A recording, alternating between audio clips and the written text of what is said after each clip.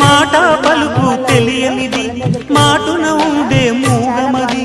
కమ్మని తలపుల కావ్యమయే కవితలు రాసే మౌనమది రాగల రోజుల ఊహలకి స్వాగతమిచ్చే రాగమది శృతిలయలరగని ఊపిరికి స్వరములు కూర్చే గానమది ఋతువుల రంగులు మార్చేది కల్పన కలిగిన మది భావం బ్రతుకును పాటగా మలిచేది